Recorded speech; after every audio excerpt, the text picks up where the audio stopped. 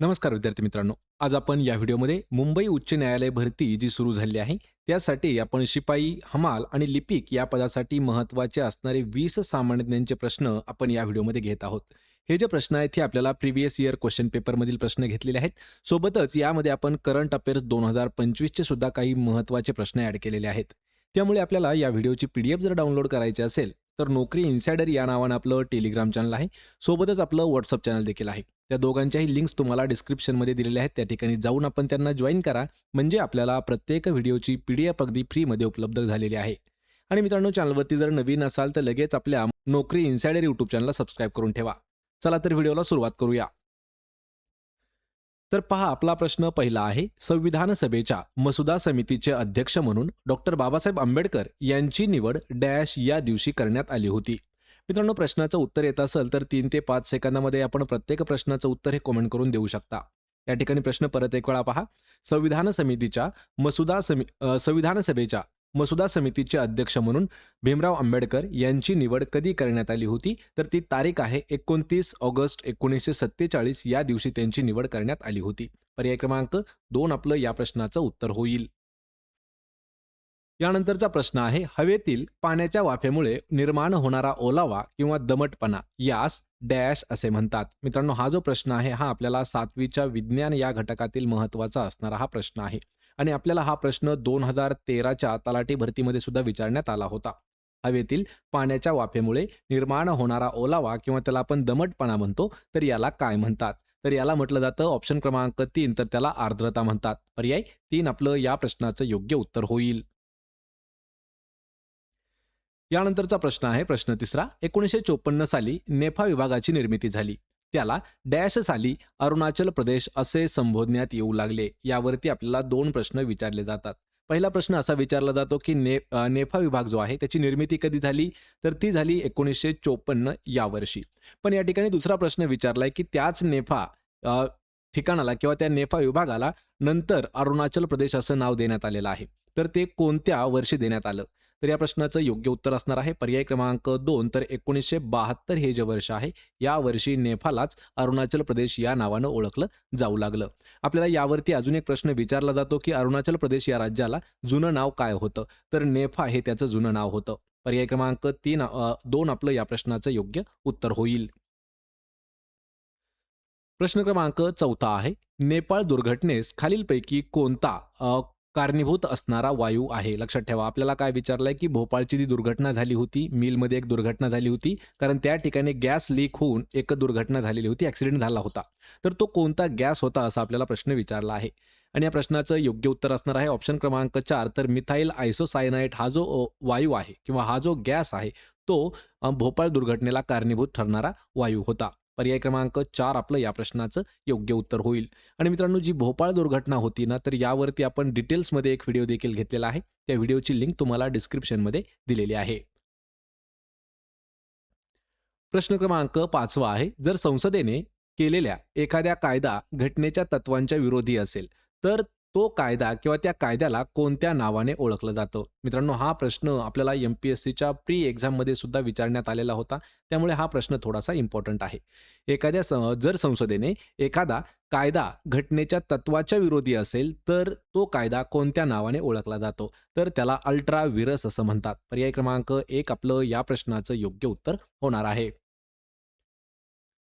प्रश्न क्रमांक 6 आहे. 2030चा राष्ट्रकुल स्पर्धा भारतातील कोणत्या शहरात आयोजित केलेल्या आहेत किंवा होणार आहेत? कधीच्या 2030च्या राष्ट्रकुल स्पर्धा ह्या ज्या आहेत, ह्या अहमदाबाद या शहरामध्ये आयोजित केलेल्या आहेत. अहमदाबाद हे जे आहे, हे जे शहर आहे, हे कोणत्या राज्यामध्ये आहे? तर लक्षात ठेवायचं आहे, अहमदाबाद हे गुजरात या राज्यामध्ये आहे.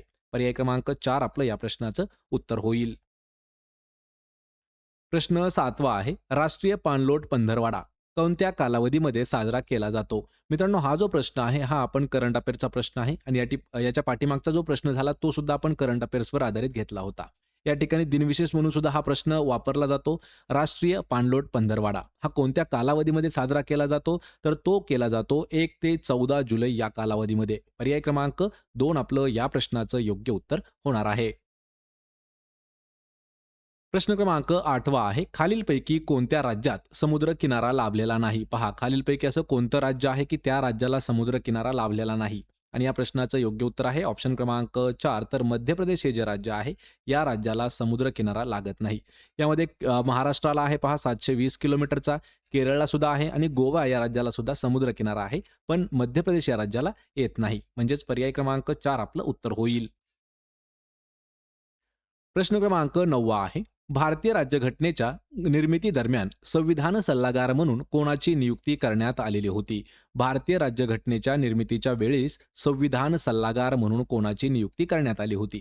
मित्रांनो, हा सुद्धा प्रश्न आपल्याला पोलीस भरतीमध्ये विचारण्यात आला होता आणि या प्रश्नाचं योग्य उत्तर आहे B.N. राव. हे जे आहेत हे भारतीय संविधान जे आहे याच्या संविधान सल्लागार म्हणून त्याचं कामकाज पाहत होते, म्हणजे त्यांची नियुक्ती केलेली होती. पर्याय क्रमांक 1 आपलं या प्रश्नाचं उत्तर होईल.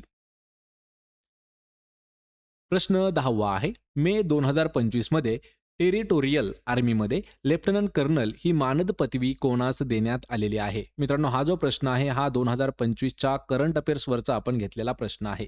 मे 2025 मध्ये आर्मीमध्ये लेफ्टनंट कर्नल ही मानद पदवी कोणाला देण्यात आलेली आहे? तर या प्रश्नाचं योग्य उत्तर आहे ऑप्शन क्रमांक 2, तर नीरज चोप्रा हे जे भालाफेकपट्टू आहेत, कोणत्या खेळाशी संबंधित आहेत? भालाफेक खेळाशी. यांना लेफ्टनंट कर्नल ही जी पदवी आहे ही देण्यात आली मे 2025 मध्ये. पर्याय क्रमांक 2 आपलं या प्रश्नाचं उत्तर होईल. यानंतरचा प्रश्न आहे प्रश्न क्रमांक 11, भारतीय राज्यघटनेच्या सरनाम्याच्या सुरुवातीला समाविष्ट करण्यात आलेले आम्ही लोक हे शब्द कोणत्या राज्यघटनेमधून घेण्यात आलेले आहेत? पहा, आम्ही लोक म्हणजे वी पीपल हा जो शब्द आहे मित्रांनो, हा खूप महत्वाचा शब्द आहे आणि हा कोणत्या राज्यघटनेतून घेण्यात आलेला आहे? तर हा घेण्यात आलेला आहे अमेरिकेच्या राज्यघटनेमधून आम्ही लोक हा जो शब्द आहे हा घेण्यात आलेला आहे. पर्याय क्रमांक 1 आपलं उत्तर होईल. प्रश्न 12वा आहे, सारामती हे पूर्वांचलमधील सर्वोच्च शिखर कोणत्या टेकड्यामध्ये स्थित आहे? यावर आपल्याला 2 प्रश्न विचारले जातात. पहिला प्रश्न असा विचारला जातो की पूर्वांचलमधील सर्वात उंच शिखर कोणतं आहे? तर ते आहे सारामती. तर सारामती हे शिखर कोणत्या टेकड्यामध्ये स्थित आहे? आणि मित्रांनो, या प्रश्नाचं योग्य उत्तर आहे पर्याय क्रमांक 3, तर नागा टेकड्यामध्ये स्थित आहे. पहा, सारामती हे पूर्वांचलमधील सर्वात उंच असणारं शिखर. ऑप्शन क्रमांक 3 आपलं या प्रश्नाचं उत्तर होईल. प्रश्न क्रमांक 13वा आहे, उच्च न्यायालयात न्यायाधीश म्हणून नियुक्त होण्यासाठी वकिलीचा किमान किती वर्षांचा अनुभव असणे आवश्यक आहे? प्रश्न इम्पॉर्टंट आहे आणि जे LLB करत आहेत आपले विद्यार्थी त्यांच्यासाठी CET साठी सुद्धा हा प्रश्न इम्पॉर्टंट ठरणार आहे. उच्च न्यायालयामध्ये न्यायाधीश म्हणून नियुक्त होण्यासाठी वकिलीचा कमीत कमी किती वर्षाचा एक्सपिरियन्स असावा लागतो? आणि या प्रश्नाचं योग्य उत्तर आहे पर्याय क्रमांक 3, तर कमीत कमी 10 वर्षाचा एक्सपिरियन्स असावा लागतो, तेव्हाच उच्च न्यायालयामध्ये न्यायाधीश म्हणून काम करता येतं. पर्याय क्रमांक 3 आपलं उत्तर होईल. प्रश्न 14वा आहे, द्रव्य पदार्थाचे विशिष्ट गुरुत्व मोजण्यासाठी खालीलपैकी कोणते उपकरण वापरले जाते? पोलीस भरती 2022 मध्ये प्रश्न विचारण्यात आलेला होता, त्यामुळे हा प्रश्न थोडासा इम्पॉर्टंट आहे आणि या प्रश्नाचं योग्य उत्तर आहे ऑप्शन क्रमांक 2, तर हायड्रोमीटर हे जे उपकरण आहे हे वापरलं जातं. कशासाठी? द्रव पदार्थाचं विशिष्ट गुरुत्व मोजण्यासाठी हायड्रोमीटर वापरले जाते. ऑप्शन क्रमांक 2 आपलं या प्रश्नाचं उत्तर होईल. प्रश्न क्रमांक 15 आहे, घटनेतील कोणत्या तरतुदी भारतीय शासन कायदा 1935 मधून घेण्यात आलेल्या आहेत? यामध्ये प्रशासकीय, लोकसेवा आयोग आणि संघराज्य योजना आणि वरीलपैकी सर्व. तर यापैकी आपलं योग्य उत्तर असणार आहे पर्याय क्रमांक 4, तर वरील सर्व म्हणजे यामध्ये प्रशासकीय आहे, लोकसेवा आयोग आहे आणि संघराज्य योजना देखील आहेत, ज्या भारतीय शासन कायदा 1935 मधून घेण्यात आल्या आहेत. पर्याय क्रमांक 4 आपलं उत्तर होईल. यानंतरचा प्रश्न आहे, जिल्हा न्यायाधीशांच्या नेमणुकीसाठी किमान वयोमर्यादा सरळ सेवेसाठी या ठिकाणी प्रश्न आहे, तर किती असणे आवश्यक आहे? पहा, किमान म्हणजे काय, तर कमीत कमी वयोमर्यादा किती असणं गरजेचं आहे? तर या प्रश्नाचं योग्य उत्तर आहे पर्याय क्रमांक 2, तर कमीत कमी 35 वर्ष वय जे आहे हे जिल्हा न्यायाधीशांच्या नेमणुकीसाठी आवश्यक असतं. ऑप्शन क्रमांक 2 आपलं या प्रश्नाचं उत्तर होईल. प्रश्न क्रमांक 17वा आहे, छत्रपती शिवाजी महाराजांचे धाकटे पुत्र छत्रपती राजाराम महाराज यांच्या आज्ञेवरून रामचंद्र पंत अमात्य यांनी डॅश ग्रंथ लिहिलेला आहे? हा प्रश्न आपल्याला 4थीच्या इतिहासावर आधारित आहे, त्यामुळे हा प्रश्न थोडासा महत्त्वाचा आहे. आपल्याला हा परीक्षेमध्ये सुद्धा विचारण्यात आलेला आहे आणि या प्रश्नाचं अचूक उत्तर होणार आहे ऑप्शन क्रमांक 2, तर आज्ञापत्र त्यांनी लिहिली होती. म्हणजे प्रश्न कसा होईल समजावून घ्या.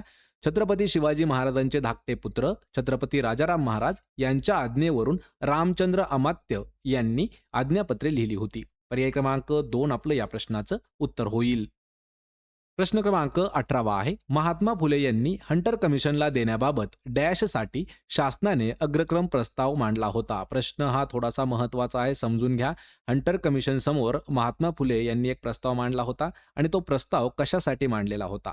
तर या प्रश्नाचं अचूक उत्तर होणार आहे पर्याय क्रमांक 2. तर मोफत आणि सक्तीचं प्राथमिक शिक्षण देण्यासाठी महात्मा ज्योतिबा फुले यांनी हंटर कमिशनला एक प्रस्ताव मांडलेला होता. पर्याय क्रमांक 2 आपलं या प्रश्नाचं उत्तर होईल. प्रश्न क्रमांक 19 आहे. भारतातील राष्ट्रपतीद्वारे होणारी राज्यपालाची निवड पद्धत ही कोणत्या देशाकडून स्वीकारली गेली होती? प्रश्न खूप महत्वाचा आहे.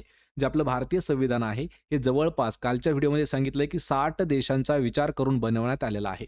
तर त्यामधीलच असा एक प्रश्न आहे की भारतातील राष्ट्रपतीद्वारे राज्यपालाची जी निवड होते ही निवड पद्धत कोणत्या देशाकडून घेण्यात आलेली आहे? आणि तो देश आहे पर्याय क्रमांक 1 तर कॅनडा या देशाकडून राज्यपाल निवडीची जी पद्धत आहे ती स्वीकारण्यात आली आहे. पर्याय 1 आपलं उत्तर होईल. प्रश्न क्रमांक 20 आहे. महाराष्ट्र नायक देवेंद्र फडणवीस हे पुस्तक खालीलपैकी कोणी लिहिलेले आहे? 2025च्या करंट अफेअर्सवर आपण हा प्रश्न मुद्दाम घेतलेला आहे. देवेंद्र फडणवीस यांच्यावरती पुस्तक लिहिलेलं आहे, महाराष्ट्र नायक देवेंद्र फडणवीस. तर या पुस्तकाचे लेखक कोण आहेत असा प्रश्न विचारला आहे आणि या प्रश्नाचं अचूक उत्तर होणार आहे पर्याय क्रमांक 2 तर गिरीश महाजन आहेत, हे या पुस्तकाचे लेखक आहेत. पर्याय क्रमांक 2 आपलं उत्तर असेल. आणि मित्रांनो, अशाच पद्धतीचे आपण महत्त्वाचे 100 पुस्तकं आणि त्यांची लेखक देखील घेतलेले आहेत. त्या व्हिडिओची लिंक सुद्धा डिस्क्रिप्शनमध्ये तुम्हाला मिळून जाईल. तर मित्रांनो, हे होते महत्त्वाचे 20 प्रश्न. आपल्याला या 20 प्रश्नापैकी किती प्रश्नाची उत्तरं देता आली हे मला कमेंट करून सांगा. व्हिडिओ जर आवडला तर व्हिडिओला आपल्या लाईक करा, मित्रांमध्ये व्हिडिओ शेअर करा आणि आपल्या नोकरी इन्सायडर यूट्यूब चॅनलला सबस्क्राईब करून ठेवा. प्रत्येक व्हिडिओची PDF अगदी फ्रीमध्ये जर डाउनलोड करायची असेल तर आपलं टेलिग्राम चॅनल आहे, त्याला जाऊन जॉईन करा. त्याचीही लिंक तुम्हाला डिस्क्रिप्शनमध्ये दिलेली आहे. आपण भेटूया पुढच्या एका अशाच नवीन व्हिडिओमध्ये. तोपर्यंत जय हिंद, जय महाराष्ट्र.